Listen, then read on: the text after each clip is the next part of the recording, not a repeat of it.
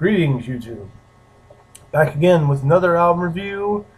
Another one I was itching to review. I've got some time off. I've got quite a bit of time off, so I really wanted to do an album review. I've been texting my friend and telling him that, as you know, my friend Lance LC, I told him I wanted to do this album, and I was torn between one band and another. He said, well, you should do this one before you do the other one. Probably because a lot of people who have followed me and have seen my album reviews will probably have never heard of this band before. For those of you who have followed me, the reviews I really like doing are the obscure albums. I do albums that have not been reviewed on YouTube. Some have, some haven't, but the ones that have not already been covered, I like to do. They're just more fun to do. They just are. I mean, I've already heard other people's opinions on those albums. I'll do either one. Ones that have been done, ones that haven't, but the ones that are the most fun are the ones that I've never seen on YouTube. And speaking of obscure albums, this is going to be one of the most obscure, if not the most obscure album I can choose. It's by a very obscure Stroud English rock band who were never big over in America. A lot of people don't even know who they are over here, except for probably the main prog enthusiasts. And even in their home country of Stroud, England, or just anywhere over in England, they were never that successful, but they were huge and still are huge in Poland. They've always done very well in Poland, and I believe Italy. So enough with the rambling. The album I'm going to review is this one right here, Pendragon The World. This was their third album. This one came out in 1991. It was their third album and their first album on their own record label, which was called Toff Records. So this is Pendragon's third record, and this was the first Pendragon CD I ever got. So, a little brief summary if you don't know who Pendragon is. They have a very progressive rock or neo-progressive sound, whatever you want to call it. And they, back in the days, like the Fish days of Marillion, they used to share the stage with Marillion, tour for them, open for Marillion, and some of the other neo-progressive rock bands that came out in the early 80s. This band was born in 78. The main player of this group, songwriter, composer, is Nick Barrett, the guitarist and singer. And him and Pete G have been with the band the whole time, ever since 1978. The band formed in 78. And they put out, their first record was The Jewel in 86, I believe, or 85. And then they put out this other one, which was called, Kotek or something. What was it called? I'm going to have to cheat. I'm going to do a cheat sheet here and look it up on Wikipedia. Koto, whatever. Yeah, The Jewel was 85, Koto was 88. I've heard those two albums are very different from what they became. This is, in some ways, their first real album, because this is where they started to have the sound. While The Jewel was them experimenting, Koto was them trying to make a commercial effort. It didn't work. The album didn't sell very well, so they just decided to go through this direction. And on future albums such as Not of This World and Masquerade Overture, they had this traditional, or their own, I shouldn't say traditional, but their own rock sound, their own progressive sound. So now that that's all the way, I'm going to get into the album. This album starts off with Back in the Spotlight. It starts off heavy keyboard, organ-sounding keyboard playing by Clive Nolan. It's playing. Then you can hear Nick Barrett's guitar coming in. And there's some bass there. Then, before you know it, Nick Barrett says, hey, everybody comes in. The drums, guitar, and the vocals. This is probably my favorite song on the album. This one starts off really well. This is a good rocking song, pretty poppy. And it's a nice progressive piece. If you like Marillion with Fish, you might want to check this out. This is good. Back in the Spotlight starts it off really good. So, that's song number one. Song number two is A Voyager. This is a very progressive piece. Another good one on this album. So this one's got like a lot of keyboard layers, guitar, and it has its movements. kind of Marillion-esque. You know, in fact, I think there's some places where Nick Barrett sounds a little bit like Fish when he sings on this one. So the Voyager is really good. I do think this is another hit for the album. So yeah, the album starts off amazing with the first two songs. The Voyager and the Back of the Spotlight are great. And then number 3 goes into Shane. And now Shane, this is where the album doesn't really... This one doesn't have the impact as the first two songs. This one is very slow. And it just doesn't do anything for me. I find this a very flat song. It just doesn't really... I just never really got into this one. Yeah, it's just kind of there. Doesn't, you know, Shane, I don't really know what to say about this one. Just listen to this for yourself and decide. But not until you've heard the first two, the Voyager and Back in the Spotlight.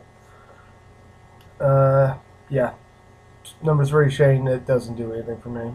And then it goes into Prayer, which is another slow song, which is actually pretty forgettable. I don't really care for Prayer either. It's just a slower one, and I don't really have anything to say on this one. I know I probably wasn't as prepared for this review as I wanted to be, but I wanted to do Pendragon because I've only seen one Pendragon review on YouTube, and that was for the Passion record, the newest one, which came out in 2011 or something.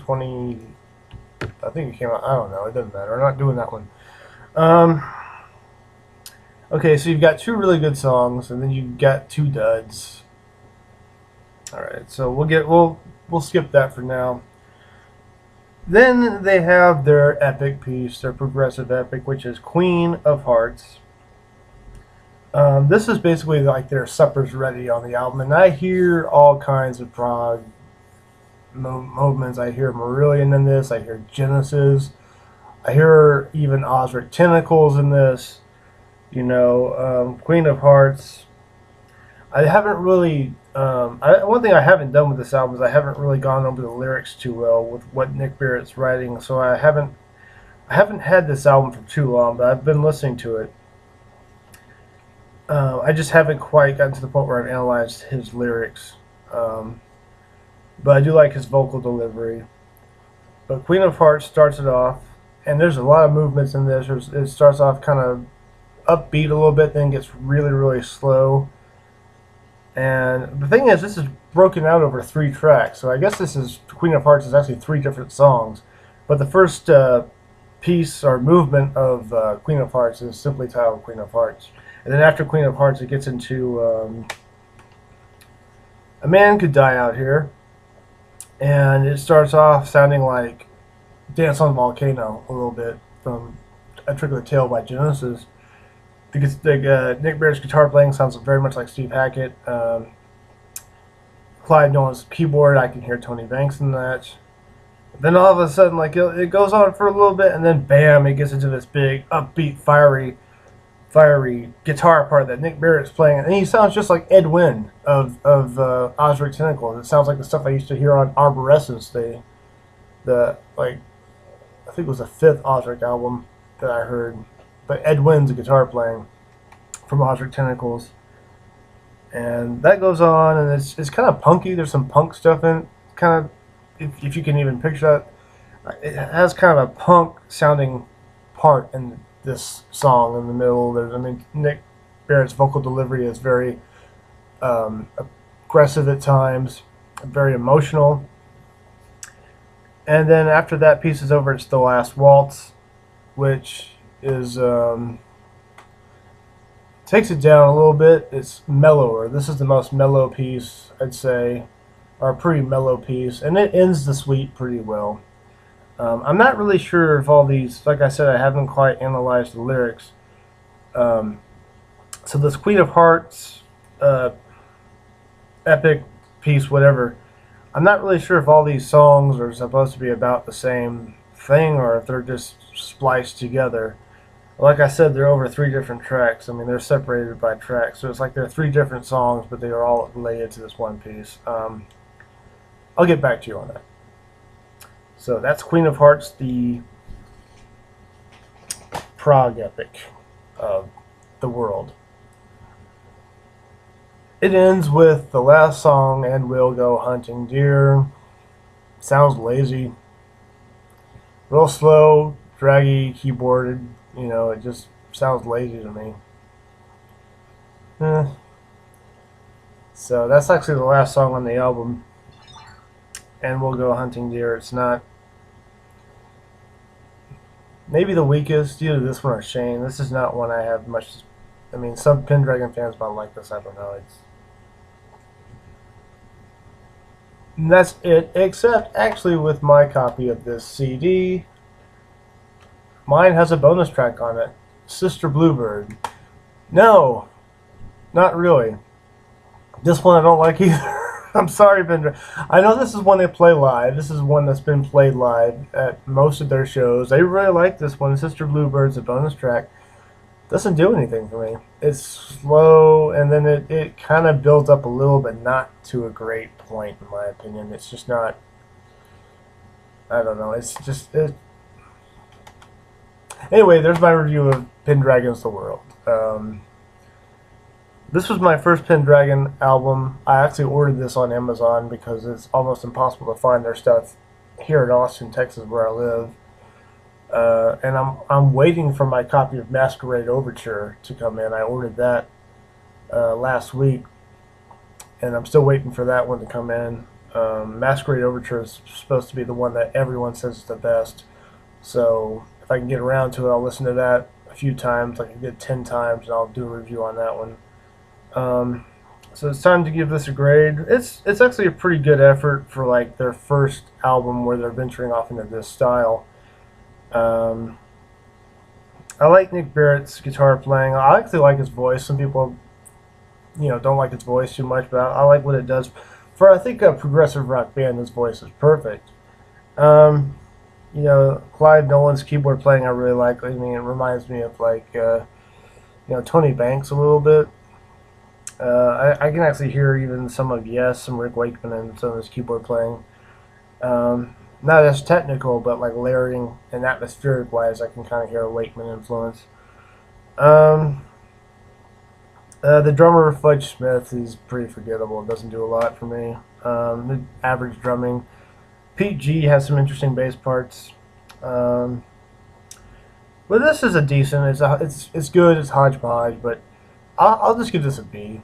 I mean, the songs I really like. I mean, there's 3 really great songs on here.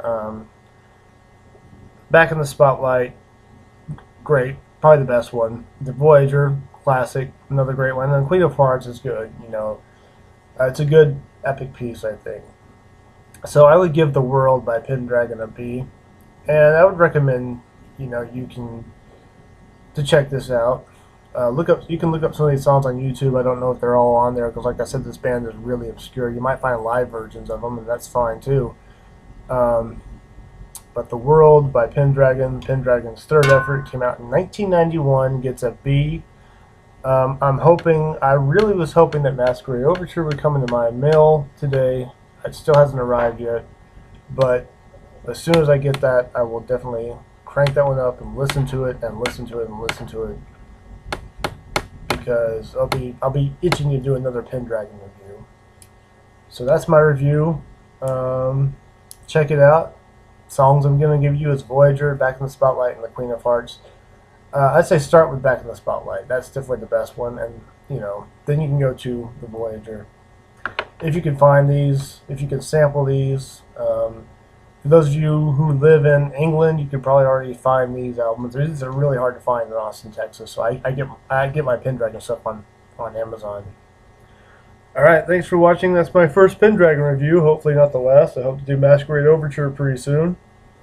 I'll let you know if that one, if I think that one lives up to the hype that it is. If I believe that that's like they're close to the edge of the Pendragon catalog. Alright, thanks for watching. I'll see you next time. I'll try to do a review pretty soon. And there you go. There's your Pendragon review, the first Pendragon review by me. Alright, good night everybody, or good afternoon. It's only 2:46 here. Thanks for watching. I'll see you later.